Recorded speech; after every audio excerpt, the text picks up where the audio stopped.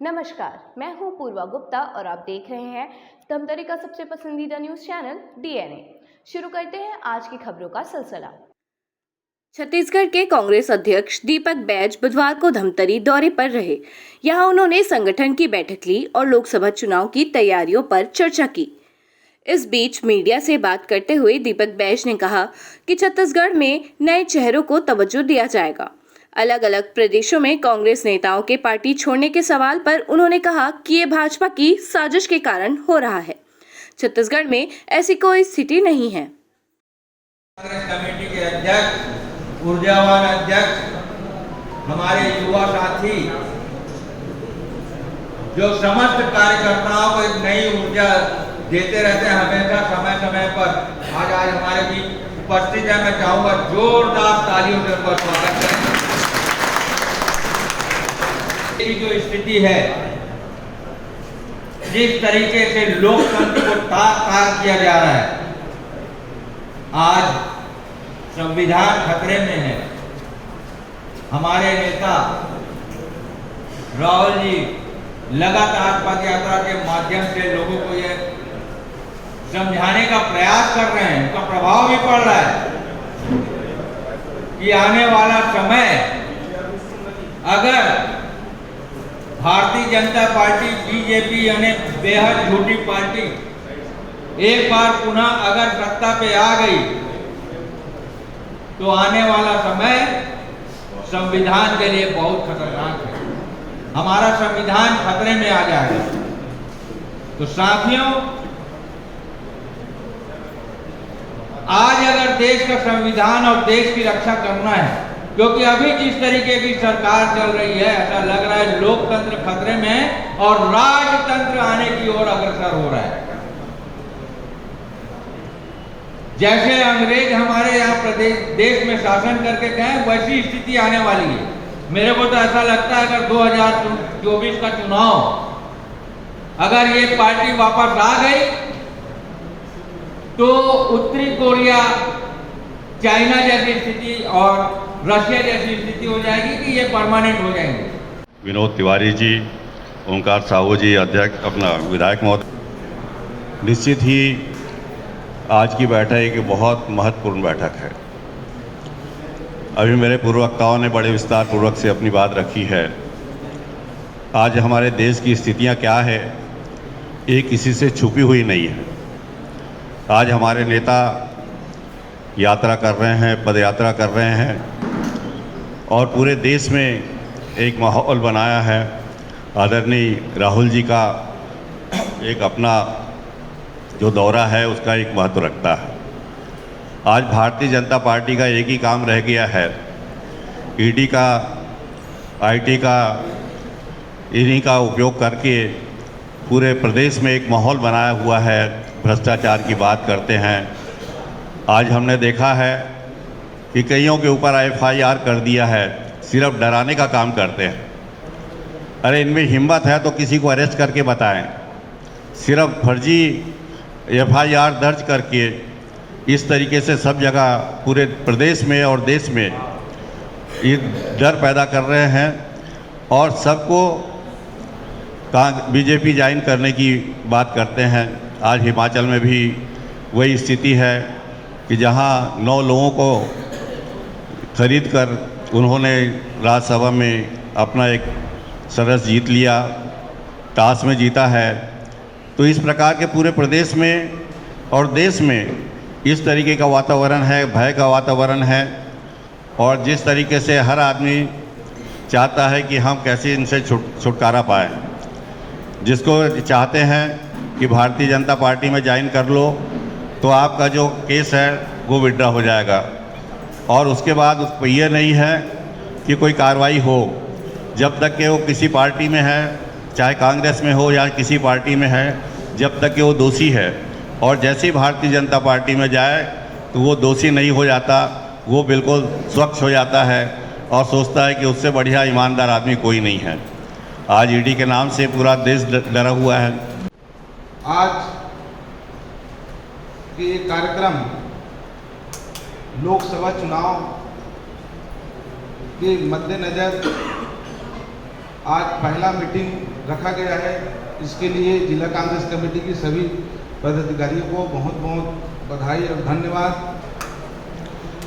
कार्यकर्ता में जोश लाने के लिए मीटिंग की बहुत ज़रूरी है और मैं आदरणीय हमारे प्रदेश के अध्यक्ष दीपक बैद जी को भी बधाई देना चाहूँगा कि उनके नेतृत्व में आज लोकसभा चुनाव लड़ना है और लोकसभा चुनाव लड़ने से पहले कार्यकर्ताओं में जोश की ज़रूरी है और वो जोश आज संख्या देखकर पता चल रहा है, क्योंकि गिने चुने जिला कार्यकारी के जो सदस्य हैं उन्हीं को बुलाया गया था।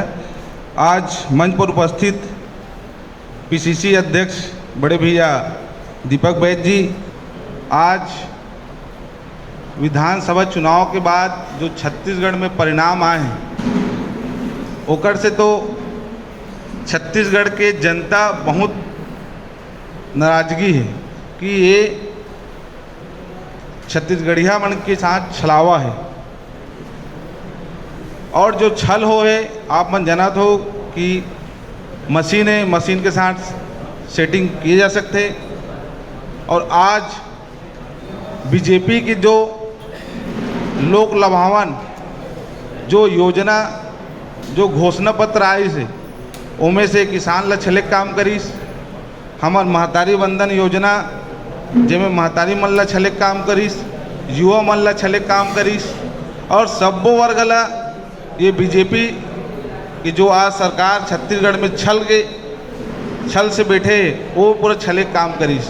तो हमारे पास आज अवसर है कि ये जो उकर घोषणा पत्र है हमारे जब पूर्व में सरकार से सम्मान्य भूपेश बघेल जी की सरकार 36 वादा करी से 36 में से 34 वादा पूरा हुई। झूठ बोलो ये आधार लेके चलती है और बार बार झूठ बोल के झूठ को सच बनाने का प्रयास भारतीय जनता पार्टी करती है और इसका हमको मुकाबला करना है, इसका हमको जवाब देना है। इसको हम लोग प्रदेश स्तर में भी देख रहे हैं, राष्ट्रीय स्तर में भी देख रहे हैं और अपने स्थानीय स्तर में भी देख रहे हैं।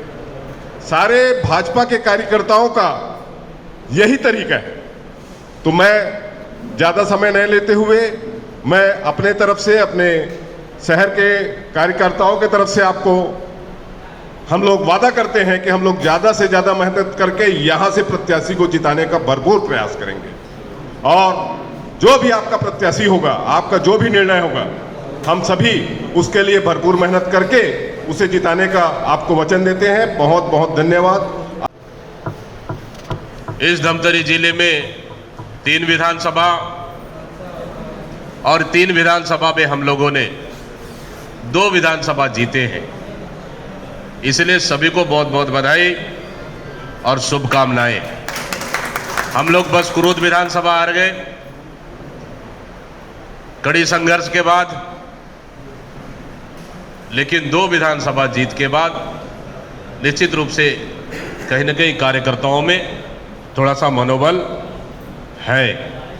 आदरणीय साथियों, आने वाला समय में 2-3 मुद्दों पे मैं चर्चा करना चाहता हूं। आने वाला समय में लोकसभा का चुनाव है।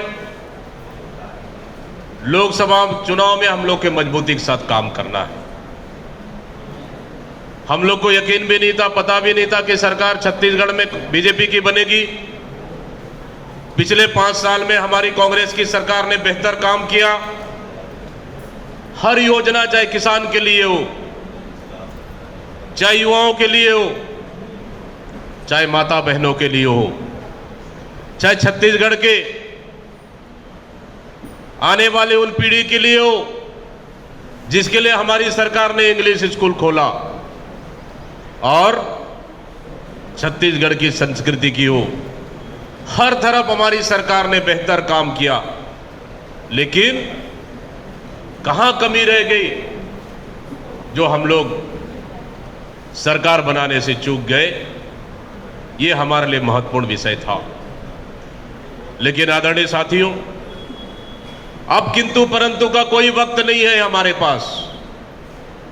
जो हुआ पीछे मुड़कर हमको नहीं देखना है। हमको सिर्फ आगे का रास्ता देखना है, आगे का मंजिल देखना है और आने वाला समय में संघर्ष करना है। और कांग्रेस ही संघर्ष का एक नाम है और संघर्ष का नाम ही कांग्रेस पार्टी है आदरणीय साथियों। इसलिए हम लोग को आने वाला समय में लोकसभा की तैयारी जोरों से करना है और आने वाला समय में लोकसभा हमको जीतना है। भारतीय जनता पार्टी छत्तीसगढ़ की जनता को ठगने में सफल हो गई। भारतीय जनता पार्टी छत्तीसगढ़ की जनता को धोखा देने में सफल हो गई।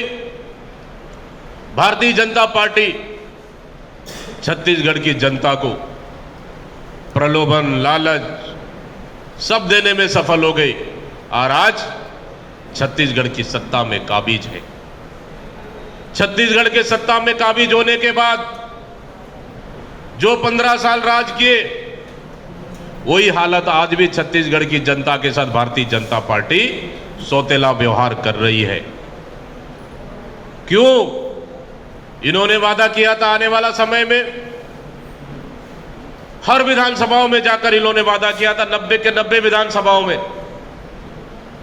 कि हमारी सरकार आएगी, हम 2 लाख तक किसानों का कर्जा माफी करेंगे, 2 लाख तक का किसानों का कर्जा माफी करेंगे, समूह का कर्जा माफी करेंगे।